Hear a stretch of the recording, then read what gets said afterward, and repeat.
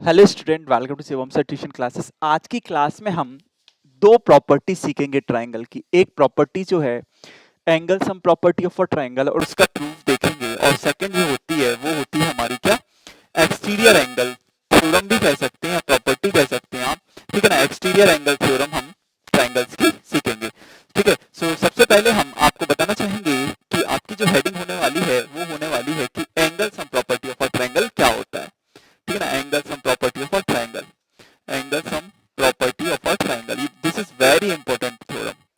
Angle sum property of a triangle, triangle की angle sum property क्या होती है, ठीक है ना। सबसे पहले तो इसका स्टेटमेंट हम समझेंगे कि स्टेटमेंट क्या कहता है, कि इसका स्टेटमेंट क्या है, फिर प्रूफ देखते हैं। स्टेटमेंट क्या है? स्टेटमेंट है the total measure of a three angles of a triangle is always equal, ये sum of the all the angles, या फिर आप ऐसे लिख सकते हैं the sum of all the angles, all the all the angles of a triangle, all the angles of a triangle of a triangle is always equal to, is always equal to 180 degree, ठीक है ना। या the total measure of three angle of a triangle is equal to 180 degree, कैसा भी question आपको statement में आ सकता है, ठीक है ना। इसका मतलब कि हमारा जो ट्रायंगल है, ये हमारा ट्रायंगल है, राइट। ये हमारा ट्रायंगल है सपोज, ठीक है ना।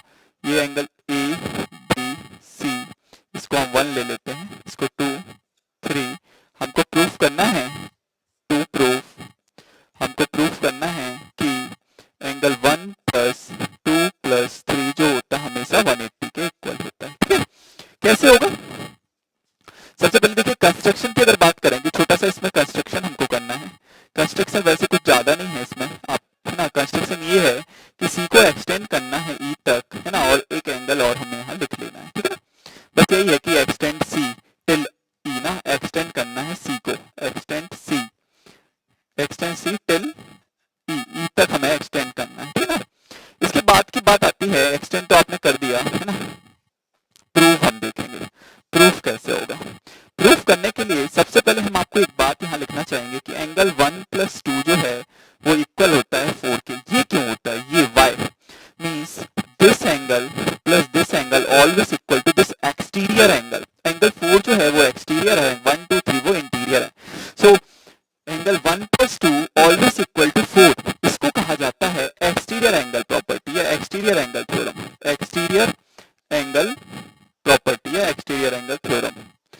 एक्सटीरियर एंगल थ्योरम कहती है कि the sum of the opposite two interior angle of a triangle is always equal to the exterior angle, right. Means अगर यहाँ पे मैं एक एंगल बना लू ना 5, this 5 is equal to 1 plus 3, the sum of opposite means opposite के angles का सम जो है इंटीरियर के, वो हमेशा आउटसाइड के एक्सटीरियर के इक्वल होता है, ठीक है ना।